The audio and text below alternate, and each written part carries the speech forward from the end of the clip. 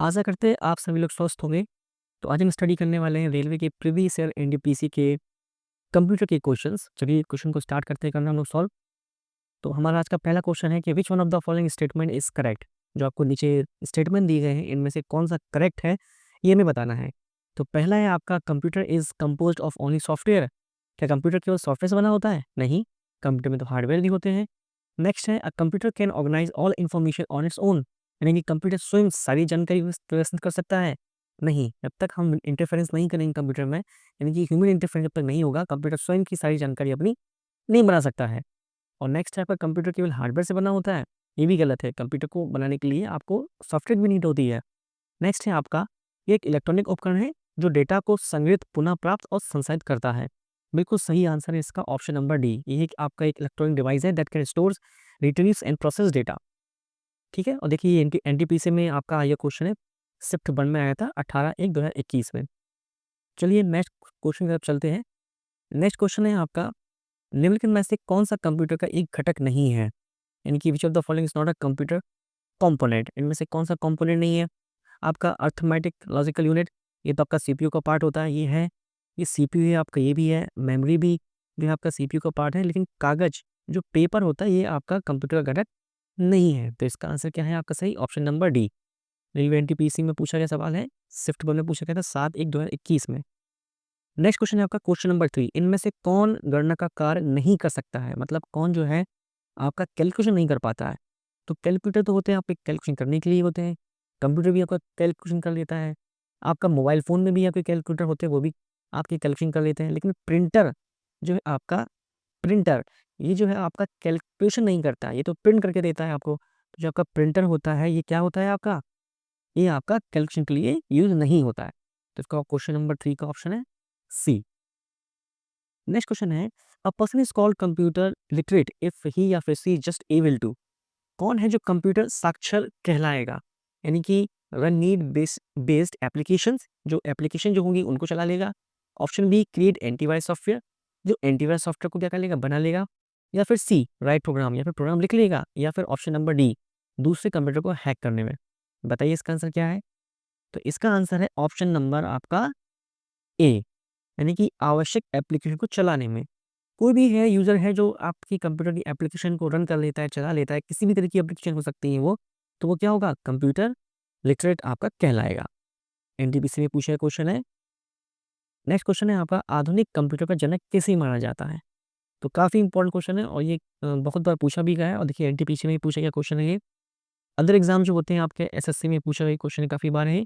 तो इसका ऑप्शन आपको बताना है। इसका ऑप्शन है आपका Gordon E Moore, Alan Turing, Charles Babbage, James Gosling. बहुत लोग क्या करते हैं, गलती कर देते हैं इस क्वेश्चन में, वो ऑप्शन सी लगाते हैं चार्ल्स बेबेज।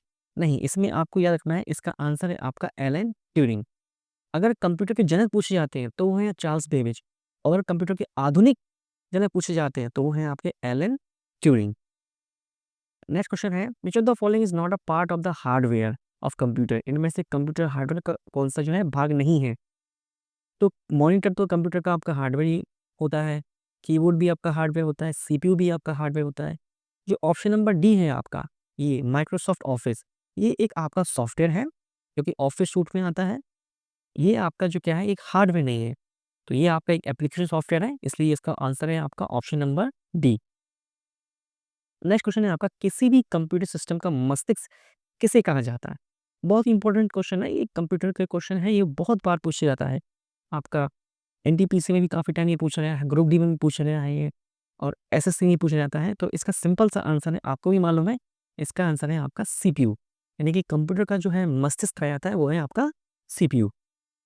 ये देखिए ये आपके सीपीयू होते हैं। सीपीयू में चिप जो होती हैं आपकी, ऐसे इंटेल i7 की ये चिप आपको दिखाई दे रही है, प्रोसेसर आपको दिखाई दे रहा है। और भी अलग-अलग होती हैं, ऐसे i3 होती है।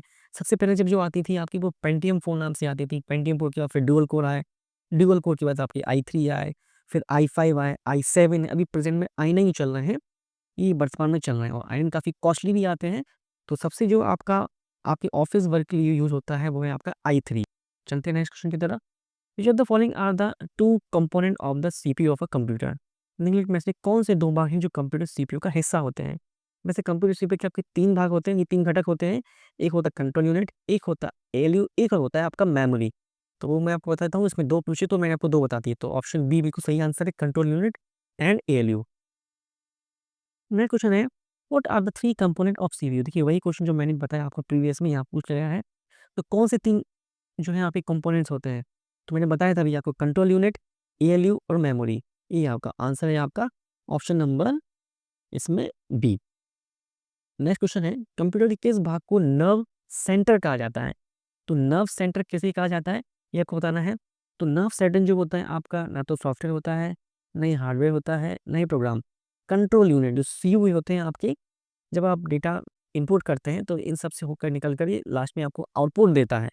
तो जो आपके नर्व सेंटर जो यानी कि कंट्रोल यूनिट कहा जाता है। नेक्स्ट क्वेश्चन है आपका, what is also known a brain of a computer? देखिए फिर से वही क्वेश्चन आ गया है जो एनटीपीसी में बार बार पूछा गया है। 28/12/2020 में पूछा गया था, 16/4/2016 में पूछा गया था। तो इसका सही आंसर आपको मालूम है, सीपीयू। सीपीयू होता है कंप्यूटर का आपका मस्तिष्क कहा जाता है। नेक्स्ट क्वेश्चन है, सीपीयू की गति को किसमें मापा जाता है? तो जो हम सीपीयू की जो गति होती है, स्पीड होती है, उसको हम नापते हैं आपके मेगाहर्ट्ज में, एमएचजेड। ये होता है आपका मेगाहर्ट्ज, जो कि आपकी सीपीयू की गति को जो नापता है कि सीपीयू कितनी स्पीड से आपका रन कर रहा है। नेक्स्ट क्वेश्चन है आपका, कंप्यूटर शब्दावली में जो है मिप्स, MIPS, मिप्स का अर्थ क्या होता है? कहीं पर भी आपको ये कंप्यूटर में मिले मिप्स, तो मिप्स का क्या होगा आज का नाम? मिप्स का होगा आपका मिलियन इंस्ट्रक्शन पर सेकंड, या फिर माइक्रो इंफॉर्मेशन प्रोसेसिंग स्टोरेज, या फिर मेमोरी इमेज प्रोसेसिंग स्टेट। इसका सही आंसर है आपका मिलियन इंस्ट्रक्शन पर सेकंड, MIPS। एक ही आपका होता है बिप्स। मैं बिप्स के बारे में बता दूं, बिप्स होता है, ये आपका होता है बिलियन इंस्ट्रक्शन पर सेकंड। तो वो मिप्स होता है मिलियन इंस्ट्रक्शन पर सेकंड, ऐसी बिप्स होता है बिलियन इंस्ट्रक्शन पर सेकंड। नेक्स्ट है आपका क्वेश्चन नंबर 14, सीपीयू का पूर्ण रूप क्या है?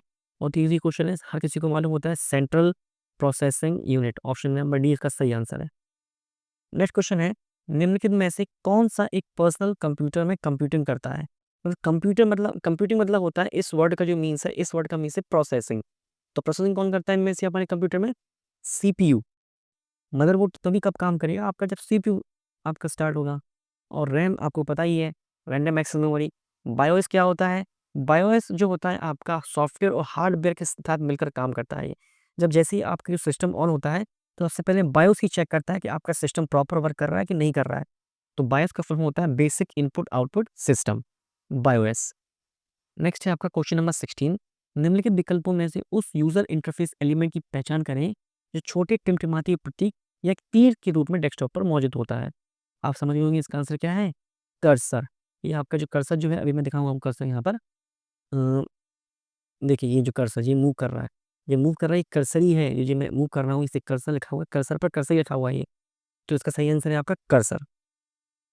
नेक्स्ट क्वेश्चन है आपका, निम्नलिखित में से किस डिवाइस का उपयोग कंप्यूटर एडेड डिजाइन यानी कि CAD जैसे एप्लीकेशन के लिए किया जाता है? तो इसका सही आंसर है आपका प्लॉटर। प्लॉटर क्या होता है? ये बड़ी बड़ी जो आपके पिक्चर्स होती हैं या फ्लैग्स देखते हैं, उनको ये क्या करता है, प्रिंट करता है। तो इसका सही आंसर है आपका प्लॉटर, जो आपकी कैड डिवाइस को रन करने में काम आता है। नेक्स्ट क्वेश्चन है आपका question number 18, keyboard, monitor and cabinet are components of. ये कीबोर्ड, मॉनिटर और कैबिनेट आपके किसके घटक होते हैं? इसमें आपको बताना है आपको स्टोरेज यूनिट के, कंप्यूटर सॉफ्टवेयर के, कंप्यूटर हार्डवेयर के, या फिर कंट्रोल यूनिट के। तो ये जो आपके होते हैं ये आपके हार्डवेयर होते हैं, यानी कंप्यूटर हार्डवेयर। इसका सही आंसर है कंप्यूटर हार्डवेयर। जो हार्डवेयर और सॉफ्टवेयर में क्या डिफरेंस होता है? Hardware that can be touch, जिन्हें हम टच कर पाएँ तो वो आपके हार्डवेयर होते हैं, और जिन्हें हम टच नहीं कर पाएँ वो आपके सॉफ्टवेयर होते हैं। That can't be touch, that are called software. Next question है आपका question number 19, Intel core i9 एक प्रकार का एंटीवायरस है, प्रोसेसर है, मदरबोर्ड है, या फिर हार्ड डिस्क है? तो इंटेल कोर i9 ये जो आपका होता है प्रोसेसर होता है। नेक्स्ट है आपका, निम्नलिखित में से कौन सा एक पेरिफेरल डिवाइस नहीं है? तो पेरिफेरल डिवाइस हमें पहले पता होना चाहिए कि पेरिफेरल डिवाइस होते क्या हैं। ऐसे डिवाइसेस जो आपके कंप्यूटर में बाहर से आपके कंप्यूटर में लगाए जाते हैं, तो वो आपके पेरिफेरल डिवाइस कहलाते हैं। तो में से कौन सा पेरिफेरल डिवाइस है जो आपको बाहर से नहीं लगाया जाता है? तो वो है आपका मदरबोर्ड। मदरबोर्ड क्या होता है? आपके कैबिनेट के अंदर ही होता है, यानी कि सीपीयू के साथ ही होता है। तो प्रिंटर जो है बाहर से लगाया जाता है, मॉनिटर बाहर से लगाया जाता है, और कीबोर्ड जो है बाहर से लगाया जाता है। तो ये रहे आज के कुछ इंपॉर्टेंट क्वेश्चन जो मैंने एनटीपीसी के कंप्यूटर में पूछे गए क्वेश्चन आपको एक्सप्लेन किए हैं। आगे भी मैं आपकी वीडियो बनाऊंगा और आगे क्वेश्चन हम लाएंगे। सो आई होप आपको आज की वीडियो पसंद आई होगी। So thanks for watching the video.